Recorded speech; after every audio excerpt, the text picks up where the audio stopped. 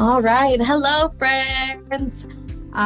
This is Drina with Conversations with Welcome Back. And I am here today with a very special guest, one of my colleagues, who I also consider one of my friends, Jessica. Hi, Jessica. Hey, thanks for having me. Of course. And today is just going to be Jessica and I. Unfortunately, Lauren can't be here. We're definitely going to miss her because this is normally her way of like doing the introduction. So I hope I can do well. How are you doing, Jessica? How was your break?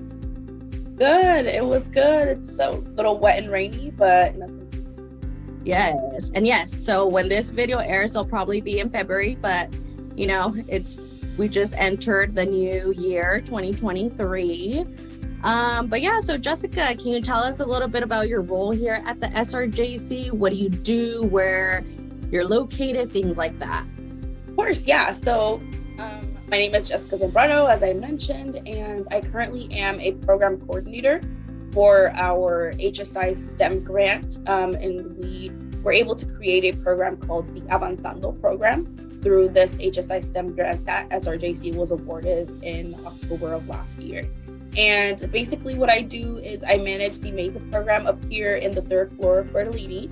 MESA stands for Mathematics, Engineering, and Science Achievement. So what I do here is I basically run a academic support program for our STEM students. And under our new Avanzando grant, we were actually able to partner and work collaboratively with our HOPE program, which stands for Health, Occupation, Preparatory Education. And so we're able to serve first-generation low-income Hispanic students primarily, so not primarily, but not exclusively, to students pursuing degrees in the health sciences and STEM fields. That's so awesome. I know this is pretty new because I know I myself, I'm working with Lanzamiento, which is also one of the HSI programs that we have here at the SRJC, where, yeah, we want to be able to help our Hispanic students who are low income and kind of lead them where they feel support. And I think that's such an important thing. And I'm so glad that we're able to do this and that now a lot of our students have support, especially I know that math and engineering can sometimes be not the most attracting, friendly. Like for me, I'm like, ooh, that's a little hard. But yeah, so that's really awesome. But then you also you've also been an alumni here at the SRJC, right? Absolutely, yeah. So I graduated from SRJC in 2018. I transferred with a associate's in sociology for transfer. I also received an associate's in social and behavioral sciences, as well as natural sciences. So I have 3 associate's degrees from SRJC. That's awesome. And how, of course, because, with financial aid, we always like to share our stories, especially with our students, so they can feel a connection that even though we are now, here, working here, but we've also gone through some of the steps that they have to go through right now of like how it is that financial aid maybe supported you, helped you. How did you hear from it? Because I know sometimes as being a first gen, it can be a little hard for us to be like, what questions do we ask? Yeah, absolutely. So I actually didn't really know what to do with financial aid. It was actually really scary to me. The FAFSA form and tax forms and all this crazy stuff. And I'm also previously was, once you are, you never go back. But I was part of the Next Up program as well because I was in the foster youth system. Okay. So that program really helped me be like, it's not scary, let's do this together, and really handheld me and walked me through the process. Coming from a foster care background, coming into the SRJC, I didn't have a lot of the tax documents that they required, but I didn't know that it's different for foster youth, right? So that was kind of my experience through financial aid. I was just scared because I was like, I don't have my parents' taxes, I don't have parents to guide me, so using the other resources and other programs at SRJC made me really feel more comfortable accessing the financial aid resources. Correct. And I think that's such an important thing. I think a lot of our students who are foster youth don't always realize that we do have that additional support with Next Up, just because they are a big help.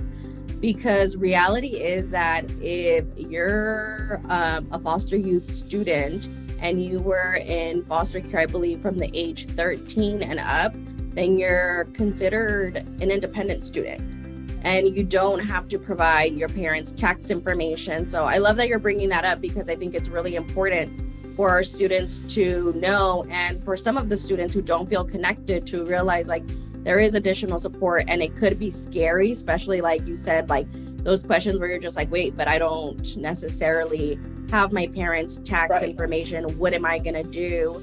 But this is where it's important to like either have that support or ask those questions to be able to be like, hey, well, if I don't have this, what can I do instead? Right. Yeah, so that was a really huge help for me on my financial aid journey. Just having someone to say, you know, hey, it's actually not like that. Let me help you. Let me guide you. I was also part of EOPS, and that was a really big thing as well. Of just being involved in other programs on campus is what really got me to feel comfortable going to financial aid and saying, hey, apply for aid, right? That was a really big thing for me. I rode my financial aid wave until I couldn't ride it anymore. That got me all through my bachelor's degree. So after, I guess, going back to my story, I transferred in 2018 to Sonoma State, and I received two bachelor's degrees from Sonoma State in sociology and criminology and criminal justice. And I also used my financial aid from there. And I do want to say that my experience with the FAFSA form and accessing financial aid services here at SRJC really prepared me for then continuing on at the four-year university. And I can comfortably say that I encourage students, of course, to use their services at their transfer institutions once they get there. But I feel like I was already so comfortable with the processes from the help and support that I received at SRJC Financial Aid Office that I didn't need so much more clarity once I got to Sonoma State.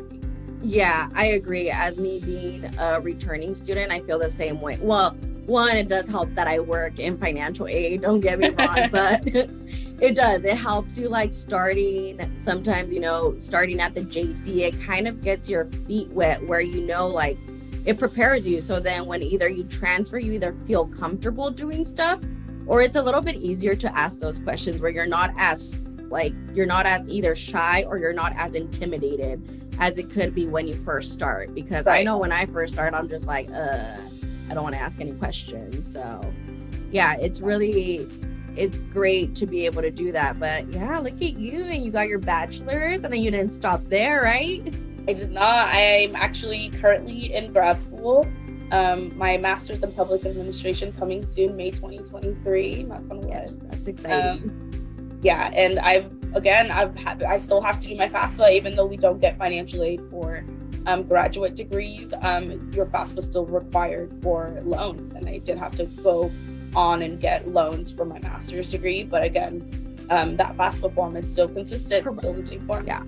So it keeps going, and it's always a good reminder. I always like knowing this, that even if you keep on going, even if you've already received your master's, you still need to apply for your loans, because if you want to get loans where you will still have an interest rate, but it may not be as high if you were to go to like a private place, things like that. The student loans, you are still required to fill out your FAFSA form. And always a good reminder to students, especially to all of our students out there who are watching us, is you do have to apply for your FAFSA every year. Every year you want to apply for it, and the sooner you apply for it, it's always best, because there's a better chance of you to qualify for additional help. So it's like right now we have our 22-23 is our current one, which you can still apply for, but we have our 23-24, which right now is honestly still the best time to apply. The application is open until March 2nd. You can keep on continue applying, but it's always best to do it before.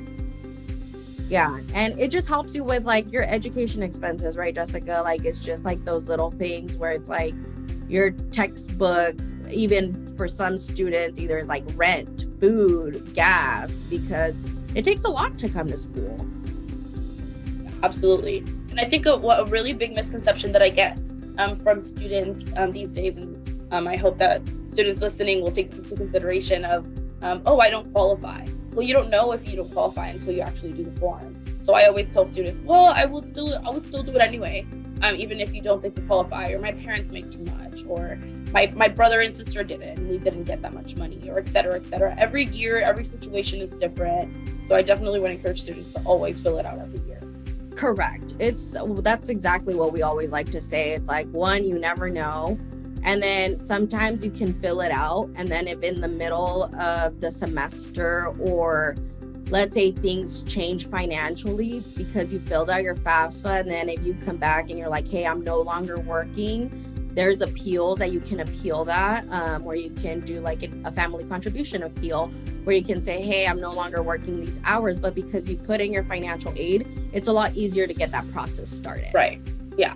So it's just those little things where it's just like getting the application done. And then here at the JC, the other thing is that by filling out your FAFSA application, even if you don't qualify for any federal help, there's still other helps. Like if you want to apply for scholarships, or sometimes you can even qualify for the Promise Grant, which it can be the tuition fee waiver, where you don't have to at least not worry about paying for your tuition fees for your classes. Absolutely. And I think the BOG fee waiver, now known as the Promise Grant, was one of the biggest ones for me, because tuition, at least I did 12 units every time I was enrolled at SRJC, and every semester that's about $600.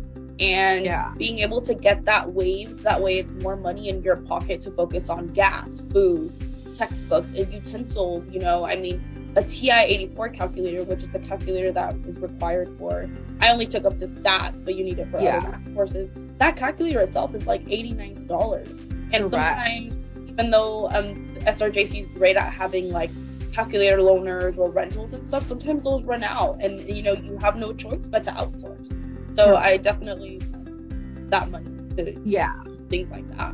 Yeah. And it's also a good reminder, especially now, like you had mentioned, that you were with EOPS as well. Like we're not working. I feel like we do have a good communication base and a good connection.